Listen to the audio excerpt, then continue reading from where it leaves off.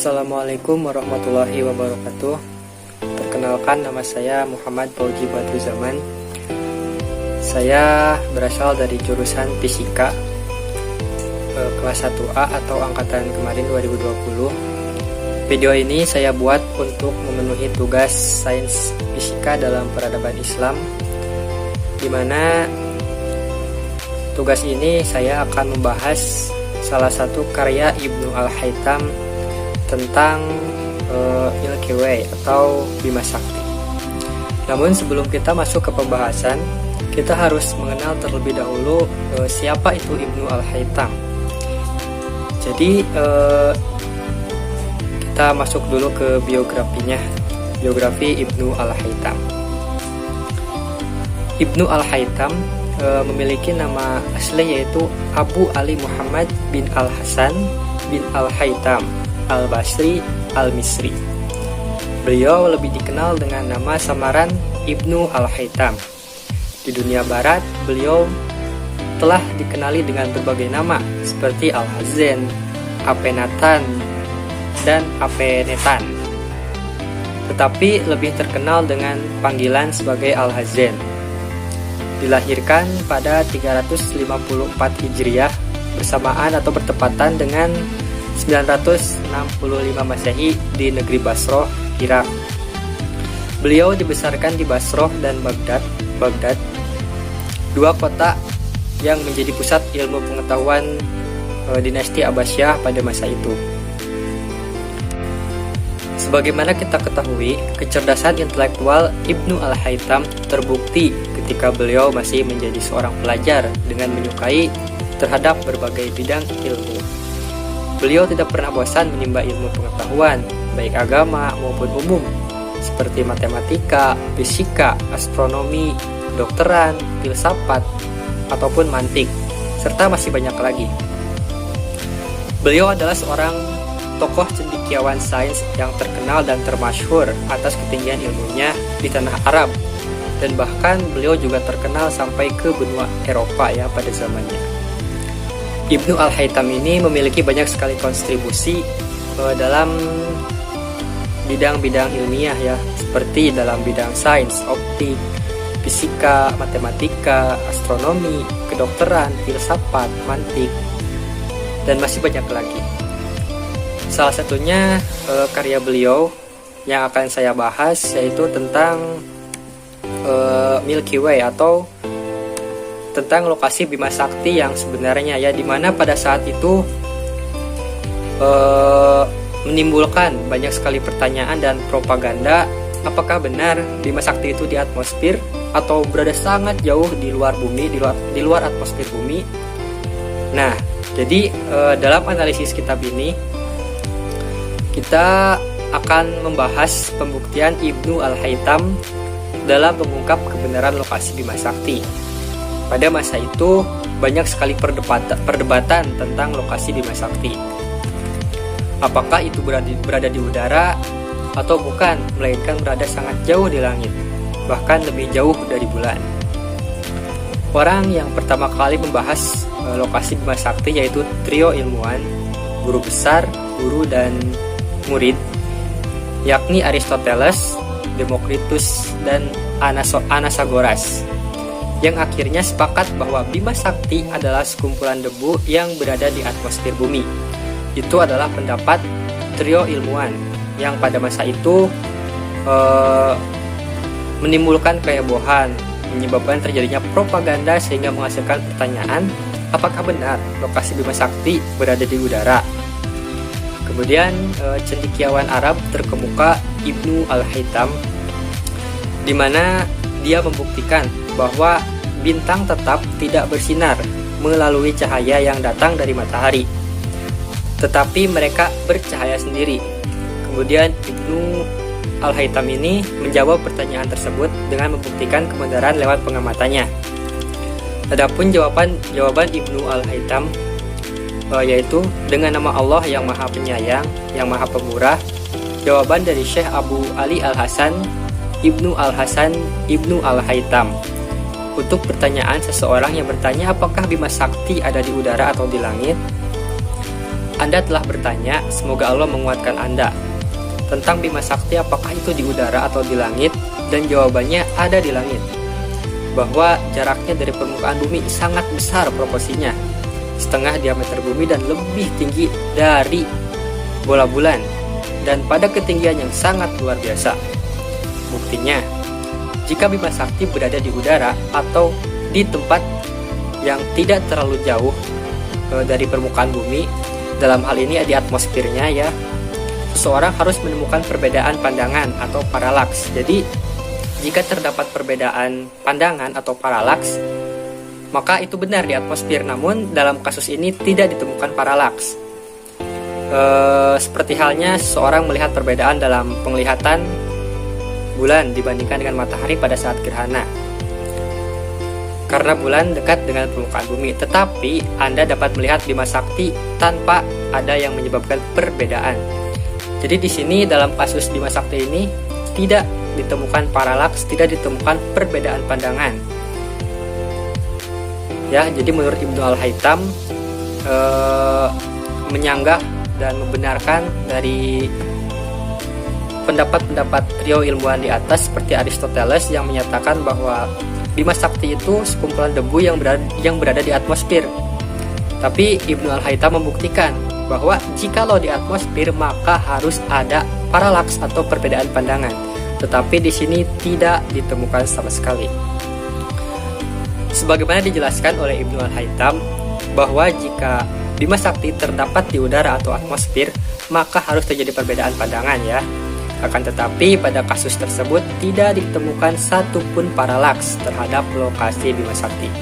Sehingga itu berarti bahwa lokasi Bima Sakti berada sangat jauh di luar atmosfer bumi, bahkan lebih jauh dari posisi bulan. Adapun pembuktian yang dijelaskan Ibnu Al-Haytham yaitu tentang kasus Bima Sakti, bagaimanapun seseorang tidak melihat perbedaan dalam kondisi apapun pada Bima Sakti. Pertama, ketika seseorang melihat Bima Sakti di dua tempat yang berbeda di langit dari satu sudut pandang di permukaan bumi.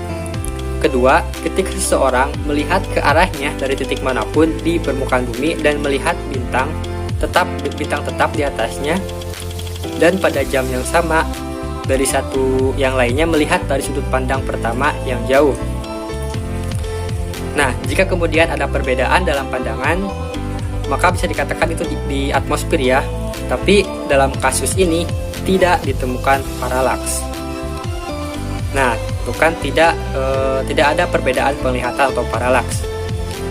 Ketika Anda melihat dari berbagai tempat dan sudut pandang di permukaan bumi, dan bahkan setiap jam secara terus-menerus, maka tidak terdapat paralaks dari lokasi Bima Sakti.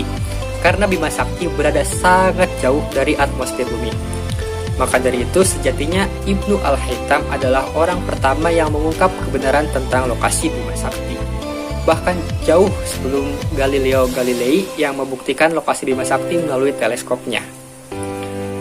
Hasil pengamatan Ibnu Al-Haytham inilah yang nantinya akan menjadi cikal bakal penelitian modern di masa sekarang ya. Jadi cikal bakalnya itu berasal dari pengamatan Ibnu Al-Haytham. Untuk membuktikan bahwa Bima Sakti atau The Milky Way ini berada sangat jauh di luar atmosfer bumi, mari kita saksikan video berikut ini.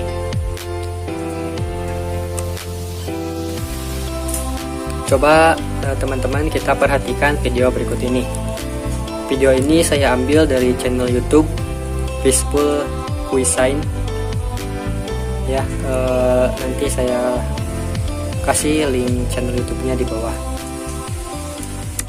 Oke, kita mulai saja ke videonya.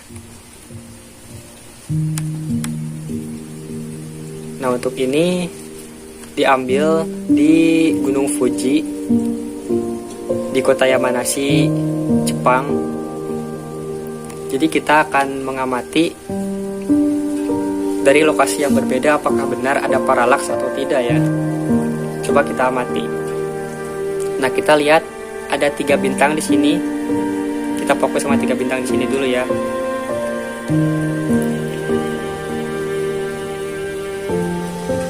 Oke, video kedua dimulai atau diambil dari Manazuru Seasor di kota Kanagawa, Jepang.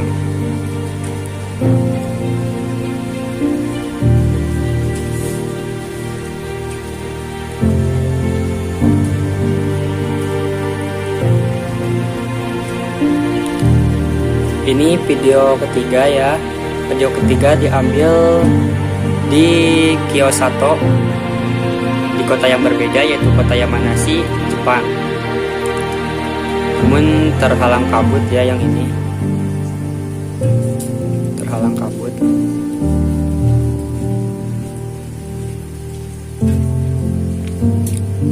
Next. Ini diambil di Lake Tekapo, New Zealand. Nah, coba teman-teman fokus sama 3 bintang ini.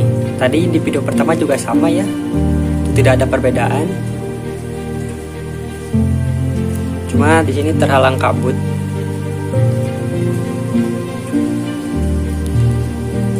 Kemudian selanjutnya diambil dari Lake Alexandrina, New Zealand. Nah, coba teman-teman lagi fokus sama 3 bintang ini. Nah, coba. Dan coba teman-teman perhatikan Milky Way-nya, apakah ada perbedaan? Menurut saya tidak ada ya, jadi benar menurut Ibnu Al-Haytham bahwa tidak ditemukan paralaks. Oke, video selanjutnya saya lupa udah video berapa nih tadi, tapi nanti saya akan kasih keterangan tempatnya.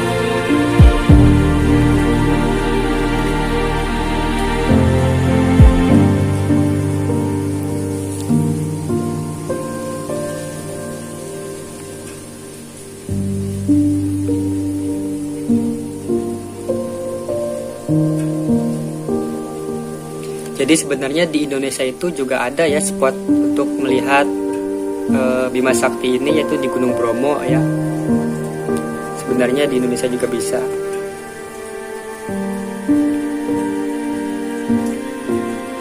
Nah, luar biasa indah sekali. Kita hidup di sebuah galaksi yang bernama Bima Sakti. Ini gambaran Bima Sakti dilihat dari bumi ya.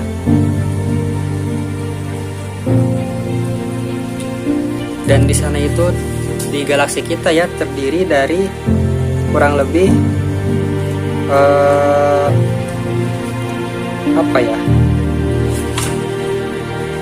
100 juta bintang ya. Dan matahari itu merupakan salah satu bintangnya. Jadi bayangkan begitu banyak sekali sistem tata surya di galaksi kita ya.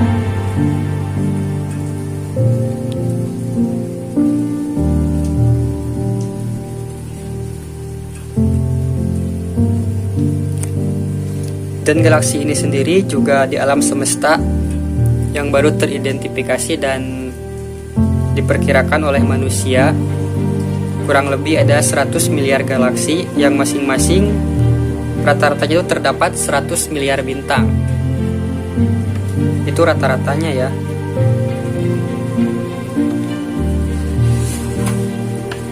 Karena tidak ada yang tahu seberapa luas alam semesta ini sebenarnya. Nah, coba teman-teman lagi fokus sama 3 bintang ini. Nah, kan tidak ada perbedaan. Bentuk galaksi ini sama saja setiap tempat, setiap kota, di setiap wilayah, di permukaan bumi, di setiap waktu, dan ditemukan paralaks ya guys.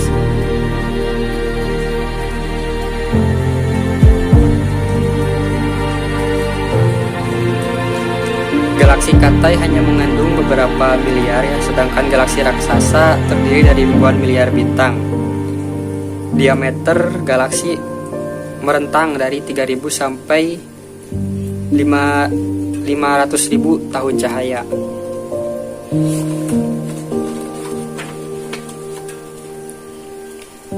Nah, tata surya kita ini berada dalam galaksi spiral yang disebut dengan Bima Sakti yang ini ya. Ini tampak Bima Sakti dari bumi. Luar biasa indahnya dan luar biasa besarnya.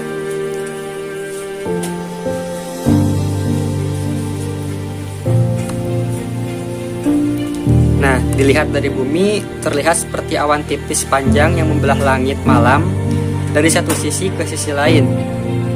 Bagi orang Yunani kuno seperti aliran susu, sehingga mereka menyebutnya jalur susu atau The Milky Way, atau yang kita artikan sebagai galaksi Bima Sakti.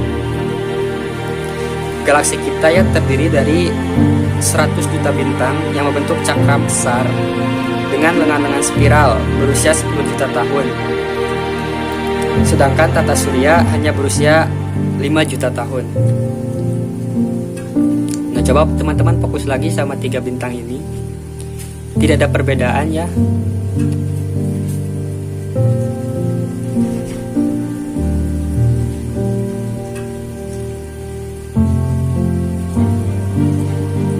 Ini orang Yunani menyebutnya jalur susu atau The Milky Way, yang kebenarannya pertama kali diungkap oleh Ibnu Al-Haytham.